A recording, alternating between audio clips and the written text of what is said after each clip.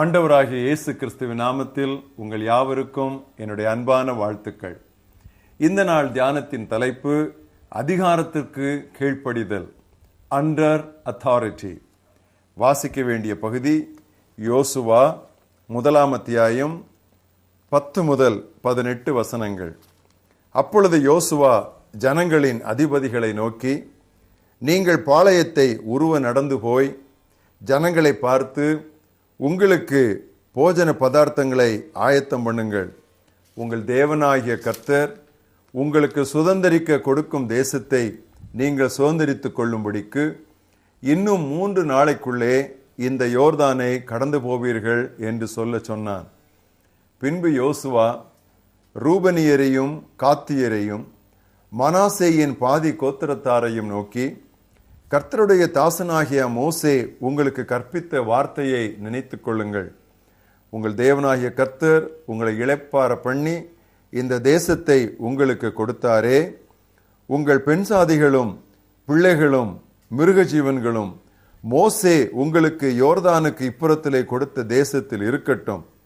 உங்களிலுள்ள யுத்த வீரர் யாவரும் உங்கள் சகோதரருக்கு முன்பாக அணி அணியாய் கடந்து போய், கர்த்தர் உங்களைப் போல உங்கள் சகோதரரையும் இளைப்பாற பண்ணி அவர்களும் உங்கள் தேவனாகிய கர்த்தர் தங்களுக்கு கொடுக்கும் தேசத்தை சுதந்தரித்துக் கொள்ளும் மட்டும் அவர்களுக்கு உதவி செய்ய கடவீர்கள். பின்பு நீங்கள் கர்த்தருடைய தாசனாகிய மோசே உங்களுக்கு யோர்தானுக்கு இப்புறத்திலே சூரியன் உதிக்கும் திசைக்கு நேராக கொடுத்த உங்கள் சுதந்திரமான தேசத்துக்கு திரும்பி அதை சுதந்தரித்துக் கொண்டிருப்பீர்களாக என்றான். அப்பொழுது அவர்கள் யோசுவாவுக்கு பிரயுத்தரமாக, நீர் எங்களுக்கு கட்டளையிடுகிறதை எல்லாம் செய்வோம். நீர் எங்களை அனுப்பும் இடமெங்கும் போவோம். நாங்கள் மோசேக்கு செவி கொடுத்தது போல உமக்கும் செவி கொடுப்போம். உம்முடைய தேவனாகிய கர்த்தர் மாத்திரம் மோசேயோட இருந்தது போல உம்மோடும் இருப்பாராக. நீர் எங்களுக்கு கட்டளையிடும் சகல காரியத்திலும் உம்முடைய சொல்லை கேளாமல் உம்முடைய வாக்குக்கு முரட்டாட்டம் பண்ணுகிற எவனும் கொலை செய்யப்பட கடவன். பலங்கொண்டு திடமனதாய் மாத்திரம் இரும் என்றார்கள். வாசிக்க நாம் மனப்பாடம் பண்ண வேண்டிய வசனம் 1 பேதுரு 5:5. இளைஞர்களே, நீங்கள் முதியவர்களுக்கு பணிந்திருங்கள். You younger, submit yourselves to the elders. நமது ஆன்மீக தலைவர்களுக்கு கீழ்ப்படிதல் கடவுளுக்கு கீழ்ப்படிதலாம். தலைவர்களுக்கு எதிரான எச்செயலும் கடவுளுக்கு விரோதமான பாவம். மிரியாமும் ஆரோனும் மோசேக்கு விரோதமாக பேசிய பொழுது மோசே அதை கேட்டான் என்று சொல்லப்படவில்லை. அதை கர்த்தர் கேட்டு அவர்களை தண்டித்தார். மிரியாம் குஷ்டரோகியானாள். ஆரோனும் மிரியாமும் எல்லா தேவ மக்களும் முன்னேறி செல்கிற பயணம் அவர்களுக்கு தடைப்பட்டது.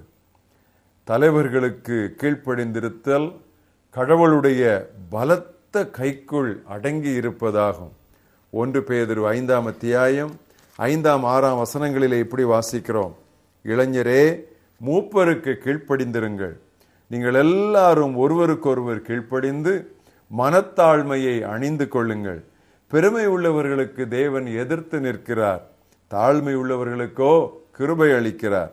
ஆகையால் ஏற்ற காலத்திலே தேவன் உங்களை உயர்த்தும்படிக்கு அவருடைய பலத்த கைக்குள்ளே அடங்கி இருங்கள்.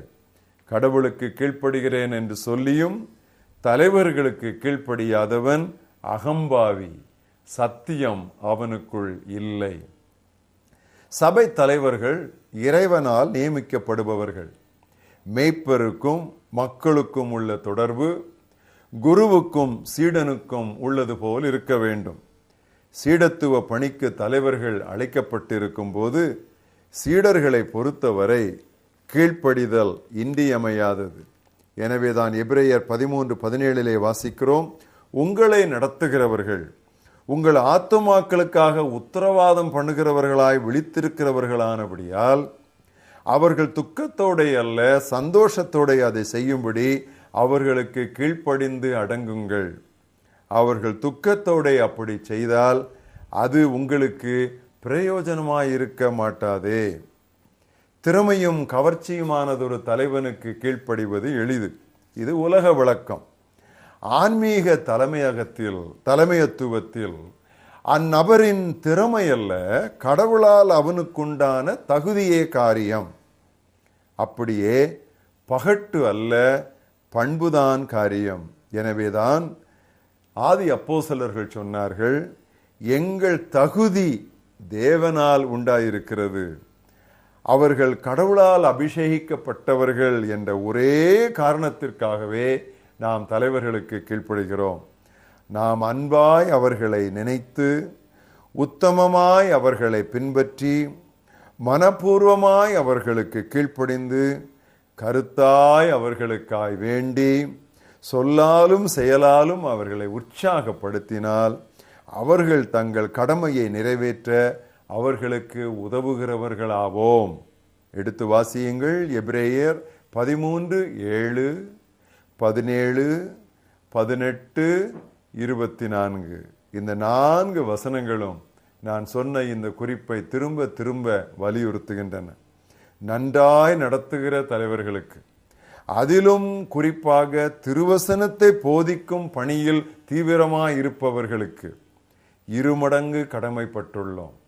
நன்றாய் விசாரணை செய்கிற மூப்பர்களை, திருவசனத்தில் பிரயாசப்படுகிறவர்களை இரட்டிப்பான கனத்திற்கு பாத்திரராய் எண்ண வேண்டும் என்று 1 தீமோத்தேயு 5:17 வாசிக்கிறோம். நான் சொல்லுகிறதிலும் அதிகமாய் செய்வீர் என்று அறிந்து உமக்கு எழுதுகிறேன் என்று பவுலிடம் சாட்சி பெற்ற பீலேமோன் போன்ற மக்களை பெற்றுள்ள தலைவர்கள் பேறு பெற்றவர்கள். அதே வேளையில் தலைவர்கள் இவற்றையெல்லாம் சாதகமாக பயன்படுத்தி சர்வாதிகாரிகளாகிவிடக்கூடாது. ஊழியங்களில் தலைவர்கள் எப்படி நடந்து கொள்ள வேண்டும் என்று மேய்ப்பராயிருந்த பவுல் சில ஆலோசனைகளை எழுதி வைத்தார். கலாத்தியர் 6:1 1 தீமோத்தேயு 5:1, 2, 21 தீத்து 2:7, 8 இப்படி பல திருவசனங்கள் உண்டு. அப்படியே மேய்ப்பராயிருந்த பேதுருவும் 1 பேதுரு 5:1-4 மேய்ப்பர்களுக்கு ஆலோசனை கொடுத்த பின் 5ஆம் வசனத்தில் இளைஞர்களை மூப்பர்களுக்கு கீழ்ப்படியும்படி கூறுகிறார். அதாவது லட்சியமான தலைமைத்துவத்திற்கே இதயபூர்வமான கீழ்ப்படிதல் கிடைக்கும். Wholehearted obedience is a natural response to wholesome leadership. Santhiyagu Iyer மதுரையை சேர்ந்தவர்கள் கீர்த்தனையில் பாடிய ஒரு பாடலில் இருந்து ஒரு கவி, ஆவியின் கனி என்னும் அன்பாதி குணங்களை அனுதினமும் இவர் அணிகலமாய் அணிந்து மேவும் திருமந்தையை மேய்த்து வளர்க்க நல்ல மேய்ப்பரே அன்பின் ஆவி வாய்ப்பாய் இவரில் தங்க. இளைஞர்களே, நீங்கள் முதியவர்களுக்கு பணிந்திருங்கள். ஏற்ற காலத்திலே கர்த்தர் உங்களை உயர்த்தும்படிக்கு அவருடைய பலத்த கைக்குள்ளே அடங்கி இருங்கள். மகாபெரிய தேவனே, உம்முடைய குமாரனாய் இயேசு கிறிஸ்து உமக்கு சமமாய் இருந்தும் உம்மை பிதாவாக, உம்மை தனக்கு மேலுள்ள அதிகாரியாக ஏற்றுக்கொண்டு உம்முடைய அதிகாரத்திற்கு எவ்வளவு அழகாக மனப்பூர்வமாக பணிந்து எங்களுக்கு நல்லதொரு முன்மாதிரியை வைத்து விட்டு சென்றதற்காக நாங்கள் உமக்கு நன்றி சொல்லுகிறோம். உம்முடைய அதிகாரத்திற்கு அவர் கீழ்ப்பட்டு இருந்ததால் அல்லவோ அவருக்கு எதிராக பிசாசு ஒன்றும் பேச முடியவில்லை. எல்லா அதிகாரங்களும் அவருக்கு கீழ்ப்பட்டன. ஆண்டவரே, அந்த பாணியையே நாங்கள் எப்பொழுதும் பின்பற்ற உதவி செய்யும். இயக்கங்களிலோ, சபைகளிலோ, சங்கங்களிலோ, குழுக்களிலோ நீர் எங்களுக்கு மேல் வைத்திருக்கிற கர்த்தாவே உம்முடைய தலைவர்களுக்கு நாங்கள் செய்ய வேண்டிய எல்லா அன்பின் கடமையையும் நாங்கள் கொடுத்து அவர்களை பாராட்டி, அவர்களை உற்சாகப்படுத்தி, அவர்களை கனப்படுத்தி, அவர்களுக்கு கீழ்ப்படிந்து அடங்கியிருக்க எங்களுக்கு உதவிதாரும். முரட்டாட்டம் உள்ள, ஆவி நிறைந்துள்ள ஒரு காலத்திலே நாங்கள் வாழும் பொழுது குறிப்பாக எங்களுடைய வாலிபர்கள், நங்கையர்கள், இளைஞர்கள் அதிகாரத்திற்கு அடிபணிய கர்த்தாவே தயங்காதபடி திருவசனத்தின்படியே தங்களுடைய வாழ்க்கையை அமைத்துக் கொள்ள கர்த்தர் அவர்களுக்கு கற்றுத்தர வேண்டும் என்று நாங்கள் செபிக்கிறோம். உமக்கு அடிபணிந்திருந்தால் ஏற்ற காலத்திலே நீரே உயர்த்துவீர் ஆண்டவர். அந்த திருவாக்கை பற்றி கொண்டு இளைய சமுதாயம் உமக்கு பணிந்திருக்க, கர்த்தாவே தலைவர்களுக்கு அடிபணிந்திருக்க நீர் உதவி செய்ய வேண்டும் என்று நாங்கள் செபிக்கிறோம். எங்களுக்கு முன்மாதிரியை வைத்து போன ஆண்டவராகிய இயேசு கிறிஸ்துவின் நாமத்தில் இந்த ஜெபத்தை ஏறெடுக்கிறோம் எங்கள் ஜீவனுள்ள பிதாவே, ஆமென்.